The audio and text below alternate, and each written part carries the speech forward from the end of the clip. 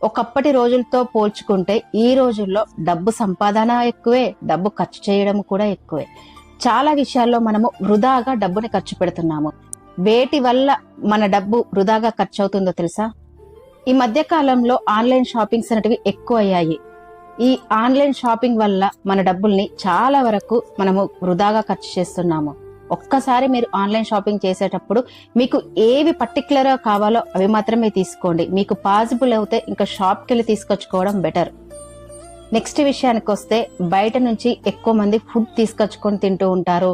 ఈ ఫుడ్ ని కూడా మనము ఆన్లైన్ లో బుక్ చేసుకుంటూ ఉంటాము.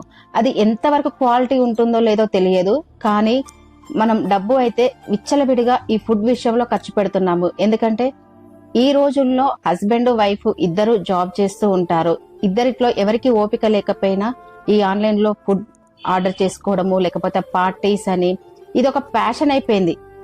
ఆన్లైన్ లో బుక్ చేసుకోవడము, తినడము, అది లేట్ నైట్ తినడము. ఈ ఫుడ్ విషయంలో డబ్బులు ఒక్కటే మనం వృధా ఖర్చు చేయట్లేదు, హెల్త్లు కూడా చాలా వరకు పాడైపోతున్నాయి. మరొక ఇంపార్టెంట్ అనే విషయం ఏంటంటే, మన చేతిలో డబ్బులున్నా లేకపోయినా క్రెడిట్ కార్డులు ఉంటే చాలు. ఆ క్రెడిట్ కార్డులతోటి మనం షాపింగ్ చేయడము, నచ్చింది కొనుక్కోవడము, ఉన్నాయిలే మనం తర్వాత కట్టేయొచ్చు, మనకు వాళ్ళు టైం ఇస్తారు కదా అని చెప్పేసి నెగ్లిజెన్సీతో మనము క్రెడిట్ కార్డులని విచ్చలవిడిగా వాడుతున్నాము. నెక్స్ట్ మరొక ఇంపార్టెంట్ అనే విషయం ఏంటంటే, ఈ మధ్య కాలంలో ఈఎంఐలు అనేటివి ఎక్కువైపోతున్నాయి. ఎందుకంటే ఈఎంఐలోనే మనము ఇల్లు కొనుక్కుంటున్నాము, ఈఎంఐలోనే ఇంట్లో వస్తువులు కొనుక్కుంటున్నాము, కారు, బైకు, అన్ని మనకు కావాల్సిన ఎలక్ట్రానిక్ వస్తువులన్నీ ఈఎంఐలోనే చాలా మటుకు తీసుకుంటున్నాము. అందుకని మనము ఈఎంఐ వచ్చేసరికి సరైన టైంలో మనము ఈఎంఐ అనేది పే చేయలేక వాటి ఇంట్రెస్ట్ అనేది ఎక్కువ పడడము, ఇవన్నీ జరుగుతున్నాయి.